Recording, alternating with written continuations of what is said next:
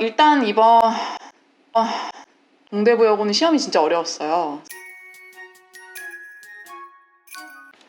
네, 안녕하세요. 2023학년도 동대부여고 1학년 2학기에 치러진 중간고사에 대해서 리뷰하겠습니다.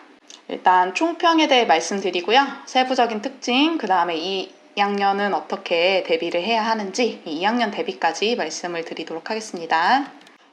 일단 이번 동대부여고는 시험이 진짜 어려웠어요. 일단은 첫 번째 출제 경향을 살펴보시면 범위 자체가 굉장히 복잡했습니다. 현대시는 현대시 원래 하던 거니까 괜찮은데 일단 연시조가 3개, 거기에다 이제 익숙하지 않은 가사가 2개가 출제가 되었어요. 그래서 출세곡이랑 명월음이라는 좀 어려운 가사가 출제되었고요. 여기에 이제 현대소설이 2개까지 더해져서 범위가 복잡한데 길이까지 긴, 그래서 문제도 길고 공부하는데 범위도 굉장히 길어서 학생들이 고전했을 걸로 생각하고요. 두 번째를 보시면 서술형은 그래도 무난한 편이었어요. 학습활동 공부 혹은 이제 프린트에서 외워야 될 부분 위주로 나왔는데 객관식이 굉장히 복잡했습니다. 네.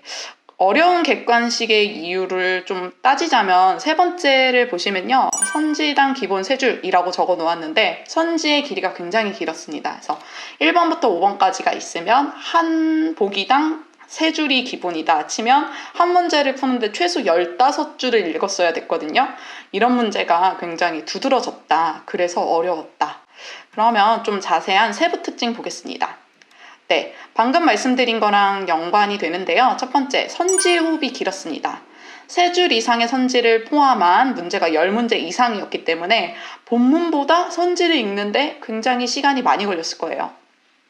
두 번째, 여전한 외부 지문이라고 했는데 동대부여고는 항상 외부 지문이 나오죠. 네, 이번에도 출제가 되었는데 그래도 저번보다는 개수가 좀 줄었어요. 한 3-4개 선에서 마무리가 됐는데 그럼에도 이제 아직 1학년 학생들에겐 어려운 고전시가가 외부 지문으로 출제가 되었다. 따라서 필수 시조는 공부를 하셔야 된다라는 것. 그리고 외부 지문에서 항상 묻는 게 그 시적 화자가 느끼는 정서, 이거를 항상 묻는 문제가 있거든요. 그래서 표현상 특징을 묻거나 혹은 정서나 태도를 묻는 외부 지문으로 나뉘는데 우리 동대부여고는 주로 정서 파악 문제가 자주 나온다는 것. 그래서 시를 공부하면서 낯선 시에서 정서를 파악하는 연습을 하셔야 할 것 같습니다. 세 번째, 예상 가능한 서술형이라고 적어놨는데요.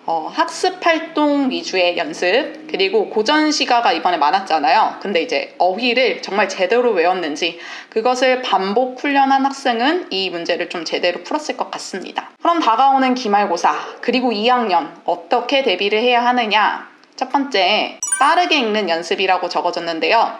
아이들이 이제 공부를 하다 보면 한 작품당 하나의 문제를 풀면서 좀 짧은 선지에 좀 익숙해져 있거든요. 근데 항상 중간고사의 그 시험 패턴을 보면서 맞아, 선지가 길었어. 적어도 2-3작품을 한 번에 묶어서 보는 연습을 해야 돼. 그 길이감의 압박에서 좀 벗어날 수 있게끔 긴 선지에 익숙해지는 연습이 필요하겠고요. 우리 동대부여고는 2학년부터 과목이 분리됩니다. 그래서 언어와 매체가 문학과 이렇게 띄어져서 2과목이 되기 때문에 좀 공부가 좀 많아지는데요. 그래도 다행인 것은 언어와 매체라는 과목은 예습이 굉장히 효과적이기 때문에 미리 대비할 수 있다는 점 되게 중요하고요.